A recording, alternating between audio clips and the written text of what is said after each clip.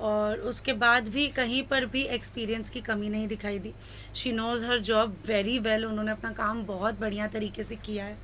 और मुझे लग रहा था कि इनएक्सपीरियंस्ड है, नया प्रोडक्शन हाउस है, नई डायरेक्टर हैं, तो शायद हम लोग का टाइम बहुत ज़्यादा लगेगा, हम अपने शेड्यूल को क्रॉस कर जाएंगे, जितनी डेट्स उन्होंने ली है उससे ज़्यादा समय हमसे मांगेंगे वो लोग फिल्म कंप्लीट करने के लिए। ये सब मेरे दिमाग में डाउट्स थे, but she is so precise. उन्होंने अपना काम इतना अच्छे से, इतना बखूबी किया कि हम अपने प्लान्ड शेड्यूल में फ़िल्म आज कंप्लीट कर रहे हैं। And I am really happy that I got this opportunity कि मुझे उनके साथ काम करने का ये अवसर मिला। वरना मैं जान नहीं पाती कि हमारी इंडस्ट्री की I think first female director कितनी कैपेबल डायरेक्टर हैं। तो प्रोड्यूसर ग्रुप की बात की जाए तो मुझे लगता है सबसे ज़्यादा चिल्ड आउट प्रोड्यूसर्स यही लोग हैं। ये जी। लोग सेट पे आते हैं, बैठते हैं, मस्त